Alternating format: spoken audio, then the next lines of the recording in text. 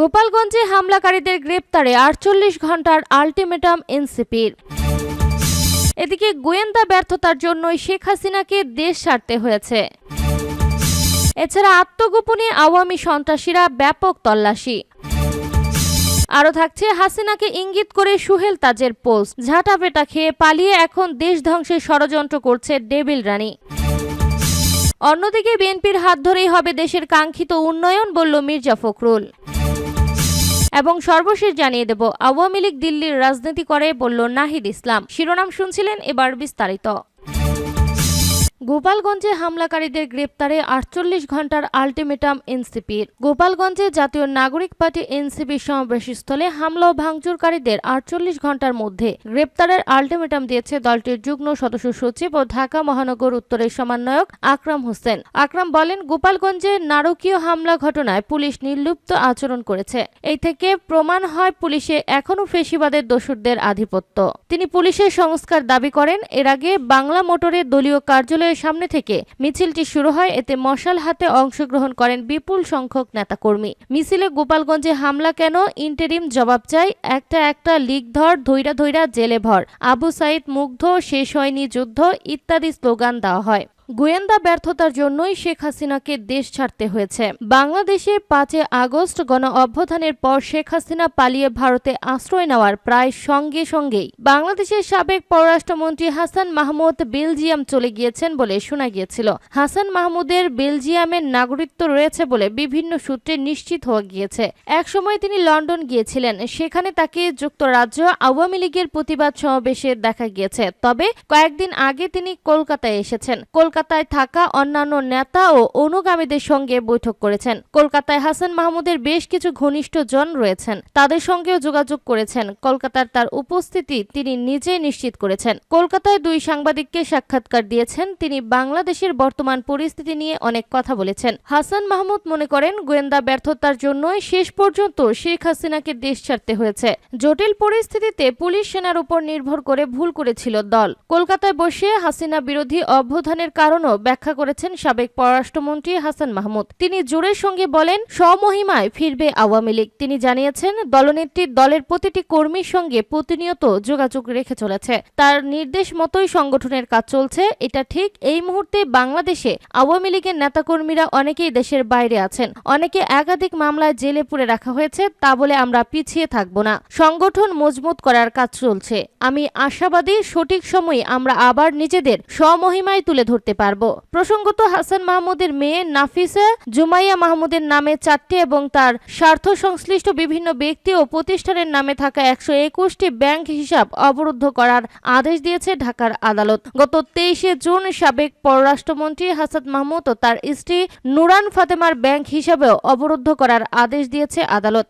আত্মগোপনে আওয়ামী সন্ত্রাসীরা ব্যাপক তল্লাশি। গোপালগঞ্জে জাতীয় নাগরিক পার্টি এনসিপির জুলাই পদযাত্রা ও সমাবেশে আওয়ামী ক্যাডারদের হামলার পর থমথমে পরিস্থিতি বিরাজ করছে পুরো জেলায়। হামলাকারীদের গ্রেপ্তারে চলছে সরাসরি অভিযান। বাড়ি বাড়ি তল্লাশি করছে যৌথ বাহিনীর সদস্যরা। ইতিমধ্যে ধরা পড়েছে অন্তত ২৪ জনকে। তবে হামলার পর প্রায় সব আওয়ামী লীগ নেতাকর্মী আত্মগোপনে চলে যাওয়ায় তাদের দেখা মিলছে না কোথাও। সম্ভবত অপ্রীতিকর ঘটনা এড়াতে গতকাল বৃহস্পতিবার বাড়ানো হয়েছে কারফিউর সময়সীমা। বুধবার দফায় দফায় হামলা, ভাঙচুর, অগ্নিসংযোগ ও ককটেল বিস্ফোরণের ঘটনা ঘটায় আওয়ামী সন্ত্রাসীরা। হামলাকারীদের সঙ্গে আইনশৃঙ্খলা রক্ষাকারী বাহিনীর সংঘর্ষে ৪ জন নিহত হয়। অন্তত ৯ জন গুলিবিদ্ধ সহ প্রায় অর্ধশত ব্যক্তি আহত হয়। পরিস্থিতি নিয়ন্ত্রণে প্রথমে ১৪৪ ধারা জারি করে প্রশাসন, পরে কারফিউ জারি করা হয়। তা বলবৎ ছিল গতকাল সন্ধ্যা ৬টা পর্যন্ত। সেই সময়সীমা আজ শুক্রবার বেলা ১১টা পর্যন্ত বাড়িয়েছে স্বরাষ্ট্র মন্ত্রণালয়। এক বিবৃতিতে জানানো হয়, কারফিউ শুক্রবার বেলা ১১টা থেকে দুপুর ২টা পর্যন্ত ৩ ঘন্টার জন্য স্থগিত থাকবে। দুপুর ২টা থেকে পরবর্তী নির্দেশ না দেওয়া পর্যন্ত চলবে। প্রত্যক্ষদর্শী, গণমাধ্যম কর্মী ও আইনশৃঙ্খলা রক্ষাকারী বাহিনীর সদস্যরা জানান, এনসিপির কর্মসূচিতে হামলা করতে আগে থেকে লোক জড়ো করে আওয়ামী লীগ ও সহযোগী সংগঠনগুলো। তাদের হাজারো নেতাকর্মী ও সমর্থককে উপজেলা ও গ্রাম থেকে শহরে আনা হয়েছিল। ছোট ছোট ছোট দলে তারা অবস্থান নিয়েছিল বিভিন্ন অলিগলি ও শহরতলীয় বিভিন্ন স্থানে। গতকাল দুপুরে জেলা শহরের লঞ্চঘাট ব্রিজের গোড়ায় বসে কথা হয় প্রত্যক্ষদর্শী এক তরুণের সঙ্গে। পরিচয় প্রকাশ না করার শর্তে তিনি বলেন, এখন তো সবার মধ্যে আতঙ্ক বিরাজ করছে, প্রশাসনকে তো সবাই ভয় পায়, তাই কেউ প্রকাশ্যে আসছে না, পালিয়ে বেড়াচ্ছে। হাসিনাকে ইঙ্গিত করে সুহেল তাজের পোস্ট, ঝাঁটাপেটা খেয়ে পালিয়ে এখন দেশ ধ্বংসের ষড়যন্ত্র করছে ডেভিল রানী। ভারতে পলাতক স্বৈরশাসক শেখ হাসিনার প্রতি ইঙ্গিত করে সাবেক স্বরাষ্ট্র প্রতিমন্ত্রী সুহেল তাজ বলেছেন, ঝাঁটাপেটা খেয়ে পালিয়ে এখন দেশ ধ্বংসের ষড়যন্ত্র করছে ডেভিল রানী। বৃহস্পতিবার সুহেল তাজ তার ভেরিফাইড ফেসবুক পেজে লেখেন, আমি মনে করি গতকাল 16 জুলাই 2025 গোপালগঞ্জে যে হামলা হয়েছে তার মূল উদ্দেশ্য ছিল বৈষম্য বিরোধী ছাত্র আন্দোলন এবং জুলাই আগস্ট গণ অভ্যুত্থানে নাহিদ, সার্জিস, হাসনাত যারা নেতাদের হত্যার একটি হীন চেষ্টা। আমি আশ্চর্য হব না যদি ডেভিল রানী নিজে এই নির্দেশ দিয়ে থাকেন। শেখ হাসিনা সহ আওয়ামী লীগের পলাতক নেতাদের উদ্দেশ্যে সুহেল তাজ আরো লিখেন, আত্মোপলব্ধি, আত্মসমালোচনা এবং অনুশোচনা তো দূরে থাক, হত্যা, গুম, খুন, গণহত্যা, নির্যাতন, নিপীড়ন, গণতন্ত্র ধ্বংস করে, দুর্নীতি করে লক্ষ লক্ষ কোটি টাকা বিদেশে পাচার করে দেশটাকে শেষ করে ছাত্র জনতার ঝাঁটা পেটা খেয়ে পালিয়ে যে এখন দেশ ধ্বংসের ষড়যন্ত্র করছে। সারা বাংলাদেশে গোপালগঞ্জের মতো সন্ত্রাসী কায়দায় কার্যকলাপ চালাবার নির্দেশ দিচ্ছে। বিএনপির হাত ধরেই হবে দেশের কাঙ্ক্ষিত উন্নয়ন, বলল মির্জা ফখরুল। ঢাকা বিশ্ববিদ্যালয়ে বাংলাদেশ জাতীয়তাবাদী ছাত্রদলের উদ্যোগে অনুষ্ঠিত স্মরণ সভায় বিএনপির মহাসচিব মির্জা ফখরুল ইসলাম আলমগীর বলেছেন, এদেশে যা কিছু মহান তা অর্জিত হয়েছে বিএনপির আমলে, আর বিএনপির হাত ধরেই দেশের মানুষের কাঙ্ক্ষিত উন্নয়ন অর্জিত হবে। তিনি বলেন, বিএনপি মানে গণতন্ত্র, বিএনপি মানে উন্নয়ন, বিএনপি মানে ফ্রিডম। মির্জা ফখরুল বলেন, বিএনপি হচ্ছে সেই দল যারা সত্যিকার অর্থে বাংলাদেশের মানুষের ভাগ্য পরিবর্তন করতে চায়।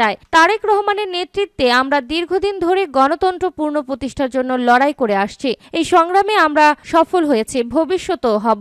তিনি দাবি করেন, বিএনপির প্রায় 16 লক্ষ নেতাকর্মীকে গুম, খুন, মামলা ও নির্যাতনের শিকার হতে হয়েছে। খালেদা জিয়াকে মিথ্যা মামলায় 6 বছর কারাগারে রাখা হয়েছে। তারেক রহমানকে বিদেশে নির্বাসিত করা হয়েছে। কিন্তু এত কষ্ট আর ত্যাগের পরও মানুষের মুখে হাসি আছে, স্বপ্ন আছে। এই স্বপ্নই আমাদের এগিয়ে নিয়ে যাচ্ছে।